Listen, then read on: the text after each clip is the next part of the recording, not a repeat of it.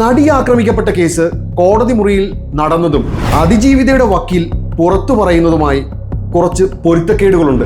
വിധിന്യായത്തിൽ മറ്റെവിടെയും അതിജീവിതയുടെ വക്കീൽ പറഞ്ഞതായോ ചെയ്തതായോ സബ്മിറ്റ് ചെയ്തതായോ ഒന്നും തന്നെ കാണുന്നില്ല.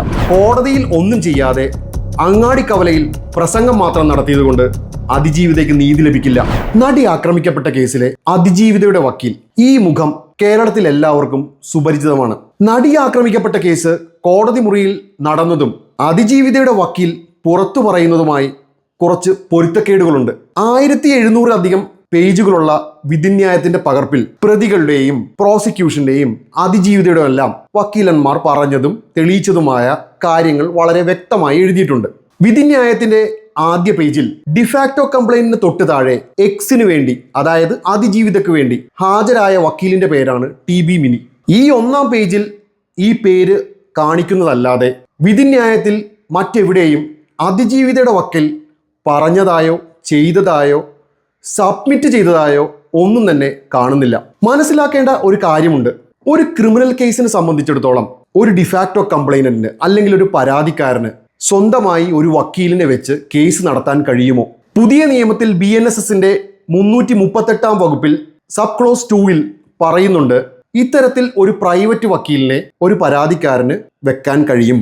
ആ വക്കീലിന് പ്രോസിക്യൂഷനെ അസിസ്റ്റ് ചെയ്യാൻ കഴിയും. എവിഡൻസ് എല്ലാം കഴിഞ്ഞതിന് ശേഷം കോടതിയുടെ സമ്മതത്തോടുകൂടി ഒരു ആർഗ്യുമെന്റ് നോട്ട്സ്, അതായത് ആ എവിഡൻസ് എല്ലാം കേട്ടിരുന്നതിന്റെ അടിസ്ഥാനത്തിൽ കോടതിയുടെ മുൻപാകെ ഒരു ഡീറ്റെയിൽഡ് ആർഗ്യുമെന്റ് നോട്ട്സ് സമർപ്പിക്കാം. നടി ആക്രമിക്കപ്പെട്ട കേസിൽ അതിജീവിതയ്ക്ക് വേണ്ടി ഹാജരായി എന്ന് പറയുന്ന ഈ വക്കീൽ കോടതിയിൽ എന്തെങ്കിലും സബ്മിറ്റ് ചെയ്തതായിട്ടോ തെളിവുകൾ കൊണ്ടുവരാൻ ശ്രമിച്ചതായിട്ടോ എന്തിന് ഒരു ആർഗ്യുമെന്റ് നോട്ട്സ് സബ്മിറ്റ് ചെയ്തതായിട്ട് പോലും പ്രതിപാദിച്ചിട്ടില്ല.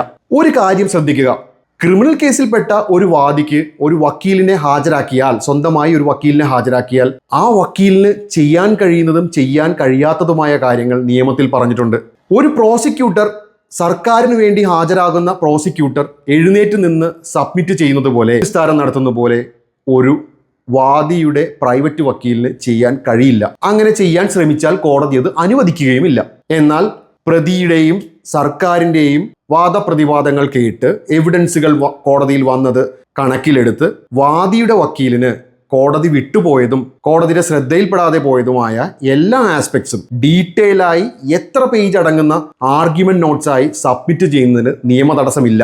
ഒരു ആർഗ്യുമെന്റ് നോട്ട് പോലും സബ്മിറ്റ് ചെയ്യാതെ അതിജീവിതയുടെ വക്കീൽ ഈ കേസിന്റെ ഒരു ഘട്ടം മുതൽ പരസ്യ പ്രസ്താവനകൾ, മാധ്യമങ്ങൾക്ക് അഭിമുഖങ്ങൾ, കോടതിയെ വിമർശിച്ചുകൊണ്ടുള്ള പരാമർശങ്ങൾ തുടരെ നടത്തിക്കൊണ്ടിരിക്കുകയാണ്. ഈ നടപടിയിലൂടെ പൊതുജനങ്ങൾ മനസ്സിലാക്കുന്നത് അതിജീവിതയുടെ വക്കീൽ കോടതിയിൽ പറഞ്ഞ കാര്യങ്ങളൊന്നും കോടതി വിലക്കെടുത്തില്ല, കൊടുത്ത തെളിവുകളൊന്നും സ്വീകരിച്ചില്ല, പറഞ്ഞ കാര്യങ്ങളൊന്നും വിധിന്യായത്തിൽ എഴുതിയിട്ടുമില്ല. എന്തെങ്കിലും പറയുകയോ ചെയ്യുകയോ എഴുതി കൊടുക്കുകയോ ചെയ്താൽ മാത്രമല്ലേ കോടതിക്ക് അത്തരത്തിൽ എന്തെങ്കിലും രേഖപ്പെടുത്താൻ കഴിയൂ.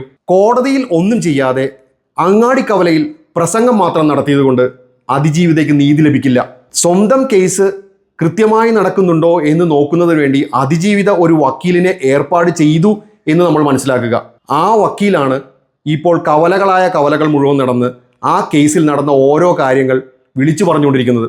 കേസ് കഴിഞ്ഞ് വിധിന്യായം പുറത്തു വന്ന് പിറ്റേ ദിവസം അതിജീവിതയുടെ വക്കീൽ പറഞ്ഞൊരു കാര്യമുണ്ട്, ഇന്നു മുതൽ ഞാൻ അതിജീവിതയുടെ വക്കീലല്ല.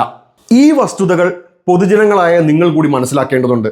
ഞാൻ ഈ പറഞ്ഞതിൽ തെറ്റുകുറ്റങ്ങൾ ഉണ്ടെങ്കിൽ തീർച്ചയായും ഞാൻ പൊതുസമൂഹത്തിന് മുന്നിൽ മാപ്പ് പറയാൻ തയ്യാറാണ്. പക്ഷേ രേഖാസഹിതം ബോധ്യപ്പെടുത്തണം ഞാൻ പറഞ്ഞത് തെറ്റാണെന്ന്. 1700 പേജുള്ള വിധിന്യായത്തിന്റെ പകർപ്പ് വായിച്ചു മനസ്സിലാക്കിയതിന്റെ അടിസ്ഥാനത്തിലാണ് ഞാൻ ഈ പറയുന്നത്. പൊതുജനങ്ങൾക്കിടയിൽ അനാവശ്യമായ തെറ്റിദ്ധാരണകൾ ഉണ്ടാക്കരുത്. ഈ കേസിനി മുന്നോട്ട് പോകുമ്പോൾ അതിജീവിതയ്ക്ക് കിട്ടാനുള്ള നീതി കൂടി ഇത്തരത്തിലുള്ള പ്രവൃത്തി കൊണ്ട് ഇല്ലാതാകരുത്.